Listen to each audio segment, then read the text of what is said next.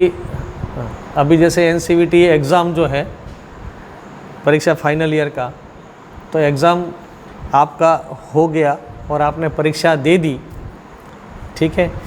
आपके एग्ज़ामिनर ने जो चीज़ जो देखी है वो तो सब देख ली होगी और सब कॉपी में पैक हो गया। अब अपन देखें कि ये पेपर कैसा होना चाहिए था और किस प्रकार से आपको आंसर लिखना चाहिए था।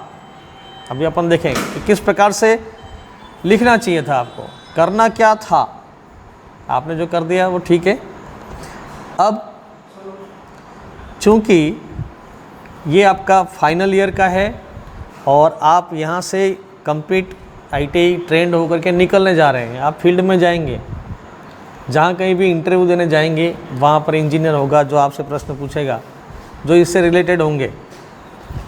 जैसे कि परीक्षा में आपके प्रश्न आए हैं, ये इनको किस प्रकार से सोल्व करना है।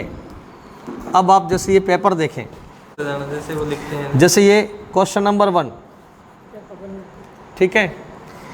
आपका रिटर्न वर्क में क्या क्या होना चाहिए, जैसे क्वेश्चन नंबर डाल दिया। जैसे ये क्वेश्चन था connect DC shunt wound generator, इसका सर्किट डायग्राम आपको चाहिए, ठीक है। तो सर्किट डायग्राम आप सही ढंग से बनाते हैं नहीं बनाते हैं ये देखा जाएगा। तो सर्किट डायग्राम बनाने में जैसे ये शंट वाइंडिंग है तो शंट वाइंडिंग में ये टर्न थोड़े से ज़्यादा बनाने हैं, रेजिस्टेंस ज़्यादा रहेगी ऐसे, और इसके नाम भी बराबर लिखना है E1 और E2, इसका भी नंबर पे फ़र्क पड़ता है, ठीक है। और साथ में आर्मेचर, जैसे ये आर्मेचर करके ये ऐसे कार्बन ब्रश ऐसे लगा दिए तो ये आर्मेचर का सिंबल हो गया। इसके भी टर्मिनल A1 और A2 ये लिखा हुआ है या नहीं है, और ये सारी चीज़ें आपके लिखी हुई होगी तो आपके नंबर अच्छे मिलेंगे। उसके बाद फिर यहाँ से जो वोल्टेज बनते हैं, यहाँ आपने वोल्टमीटर लगा दिया, ठीक है। यहाँ वोल्टमीटर लगाने के बाद जैसे आपने यहाँ पर मेन स्विच लगा दिया, ये IC DP लगाने के बाद यहाँ पर आपने बाहर लगा दिया लैंप लोड, ठीक है, ये बाहर लगा दिया। अब बाहर के साथ एक एक स्विच दे दिया। तो ये आपका इस तरह के सर्किट डायग्राम जब आप बनाते हैं तब जा कर के ना आपको नंबर पूरे मिलते हैं। और थोड़ा ये ध्यान रखना है कि ये जनरेटर वाला हिस्सा है तो इसमें ये टर्न अधिक, शंट वाइंडिंग है तो टर्न अधिक रखना, E1 E2 टर्मिनल के नाम भी सही होने चाहिए। वोल्टमीटर, अब इसमें वोल्टमीटर में भी आप लिखेंगे तो ये DC का ये सिंबल देना है, और 0 से 230 वोल्ट DC, तो ये 230 का था कि 440 का जो भी है आपको जो दिया गया था उसके हिसाब से पूरा लिखा है तो आपको नंबर पूरे मिलेंगे, ठीक है। अब इस प्रैक्टिकल करने के लिए आवश्यक औजार और उपकरण क्या क्या चाहिए। औजार और उपकरण ये भी एक इम्पोर्टेंट चीज़ देखी जाती है कि इस प्रैक्टिकल करने के लिए क्या क्या सामग्री लेके जाते हैं। ये पार्ट ऑफ ट्रेनिंग है। कहीं ऐसा नहीं कि आप जब कहीं काम करने जा रहे हैं वहाँ उस औजार की आवश्यकता है वो तो ले नहीं जा रहे हो, दूसरे औजार ले जा रहे हो, तो फिर आपका परफॉर्मेंस सही नहीं होता।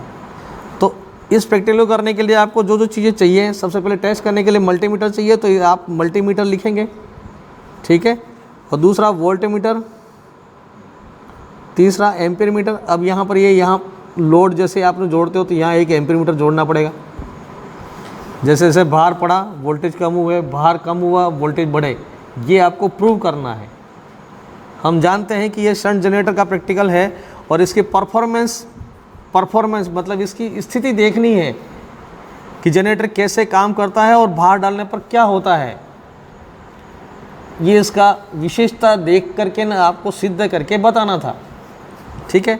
एम्पीयर मीटर हो गया तो इसको ये लोड करंट कहेंगे, ये लोड करंट दिखाएगा और ये टर्मिनल वोल्टेज बताएगा, ठीक है।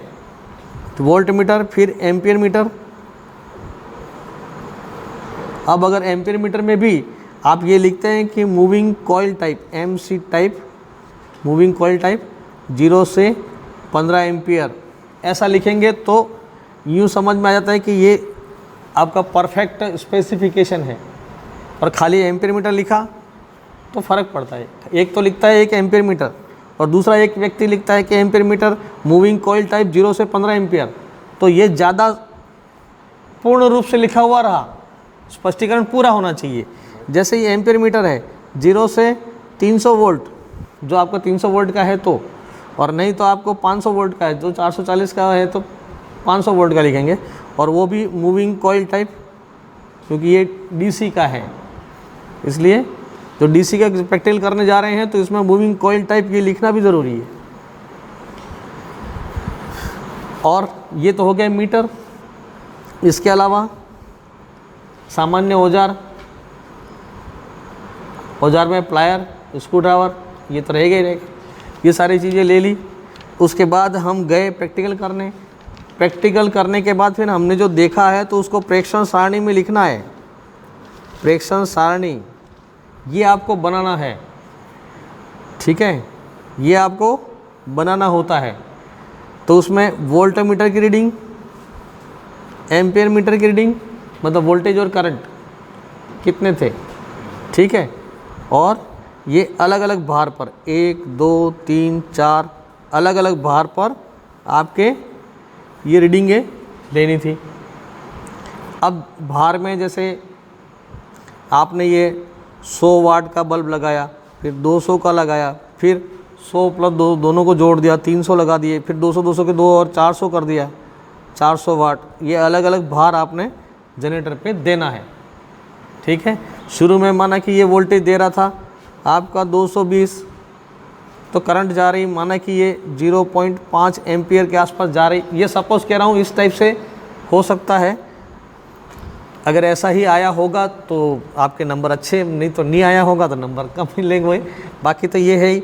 अब जैसे आपने भार ज़्यादा कर दिया तो 1 एम्पियर हो गया, और ये 2 एम्पियर करते ही 214 वोल्ट हो गए। मतलब जैसे जैसे भार पड़ता है वोल्टेज कम होता है। ये प्रैक्टिकल का ये है जनरेटर का परफॉर्मेंस, ये कहलाता है परफॉर्मेंस। अब बात समझ में आ गई।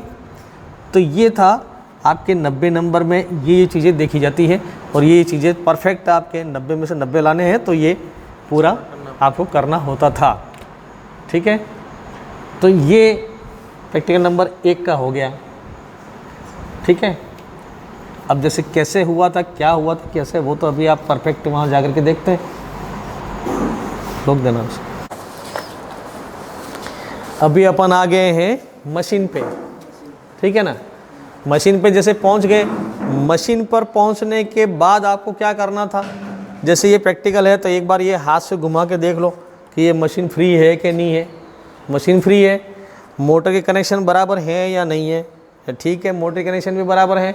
जब मोटर घूमेगी तो प्रैक्टिकल होगा। प्रैक्टिकल आपको जनरेटर पे करना है, लेकिन मोटर सही सलामत चलनी चाहिए। तो इसके लिए तो अपने को कोई चीज़ है नहीं कि इसका प्रैक्टिकल में कनेक्शन पूछा तो नहीं है। एक बार कनेक्शन चेक कर लो, देख लो। अब आपको जैसे ये करना था, इसमें मल्टीमीटर से एक बार चेक कर लो कि ये मल्टीमीटर से चेक कर लिया कि शंट वाइंडिंग और सीरीज वाइंडिंग बराबर है या नहीं है। कहीं ऐसा तो नहीं कि अंदर से कहीं वायर निकला पड़ा और आप इसको घुमाते रहे, वोल्टेज ही पैदा नहीं हो। तो एक बार कंटिन्यूटी चेक कर लेना। कंटिन्यूटी जैसे चेक कर लिया अपनों ने, चेक करने के बाद E1 और A1 शॉर्ट करना था। ये A1 और E1 को जैसे शॉर्ट करना था। चित्र में तो ऐसा बना दिया आपने, कॉपी में भी ऐसा बना दिया, लेकिन वास्तविकता में ऐसा होता है। E1 और A1 को शॉर्ट कर दिया, ठीक है। अब वैसे तो यहाँ मेन स्विच भी जोड़ना चाहिए था, कि एक DP लेकर के नहीं, यहाँ पर जोड़ना चाहिए था, ऑन करके ना भी सप्लाई आगे बढ़ाओ मत बढ़ाओ, ठीक है। अब दूसरा वाला जो था ये E2 और A2 शॉर्ट करना, ये वाला यहाँ आ गया आपका। तो ये आर्मेचर और फील्ड को हमने जोड़ दिया। अब फिर इसको घुमा के देखेंगे वोल्टेज पैदा होते हैं या नहीं होते हैं, ठीक है। अगर वोल्टेज पैदा नहीं हुए तो फिर आपको इंटरचेंज करना है। अब ये 1 की जगह 2 और 2 की जगह 1 हो गया होगा तो ये वोल्टेज पैदा नहीं करेगा। ये भी चीज़ आपको देखनी पड़ेगी। हो सकता है आर्मेचर में से वायर निकल गया हो, कारण बस से वायर निकल गया हो, तो भी वोल्टेज पैदा नहीं करेगा। तो कंटिन्यूटी तो पहले आपने चेक कर ली, उसके बाद कनेक्शन कर दिए। अब उसको घुमाओगे तो वोल्टेज पैदा हो जाने चाहिए, ठीक है। वोल्टमीटर से इसको फिर सेट भी करो, हर एक चीज़ देखनी पड़ेगी। इसको भी सेट करना है, वोल्टमीटर तो वोल्टेज पे सेट करना है आपको। वोल्टेज पे सेट कर ली, वो भी DC के वोल्टेज, ठीक है। और मैक्सिमम पे करके देख लो, 1000 वोल्ट पे करके ये सेट कर लिया। इसके बाद फिर मल्टीमीटर को लगा के देखना है यहाँ पर वोल्टेज कितने पैदा हुए। फिर एक बार तो विदाउट भार कितने वोल्टेज है, फिर भार लगा के वोल्टेज कितने हुए, फिर भार बढ़ा के फिर वोल्टेज कितने हुए। तो जैसे जैसे भार आप देते हैं वोल्टेज कम होते हैं, कितने होते हैं, ये आपको ऐसे सारणी में लिखना था, ऐसा करना था प्रैक्टिकल। ठीक है, तो एक बार आप दोबारा प्रैक्टिस करके देख लो क्या होता है, चालू करके देखो। अभी कर दो, लगा के देखो।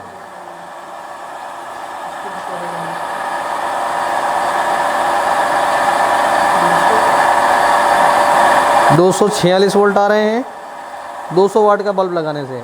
ठीक है, बंद कर दो।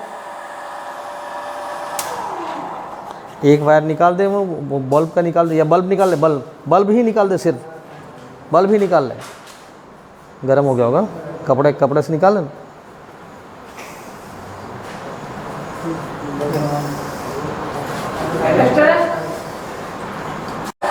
विदाउट भार अभी क्या देखोगे आप, ये कितने वोल्टेज आ रहे हैं बिना लोड के, 200 कितने आ रहे थे, 256। कितने वोल्टेज ड्रॉप हो गए बल्ब लगाते ही, देखो ये तो 256 है ना, 256। अब बाहर लगाओ, अब चालू में कर सकते हो आप।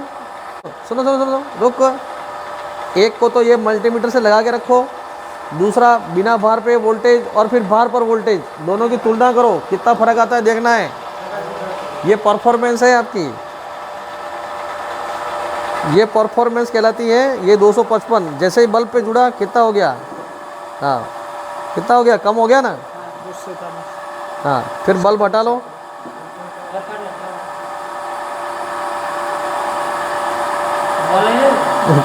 बंद कर दो, कोई बात नहीं, मशीन बंद कर दो, बंद स्विच लगाने चाहिए, मेन स्विच लगा के रखते हैं तो काम हो जाता है। छोड़ दो, कोई बात नहीं, अभी अरे गर्म हो गया, बंद कर दो। तो क्या देखा आपने, क्या सीखा, क्या सीखा अभी, तो समझ में आ गया कि ये परफॉर्मेंस। बंद कर दो, ये लोड कैरेक्टरिस्टिक कहलाती है इसकी, ये परफॉर्मेंस है। देख लिया, निष्कर्ष आपने निकाल ही दिया। ठीक है, अगला प्रैक्टिकल था आपका नेक्स्ट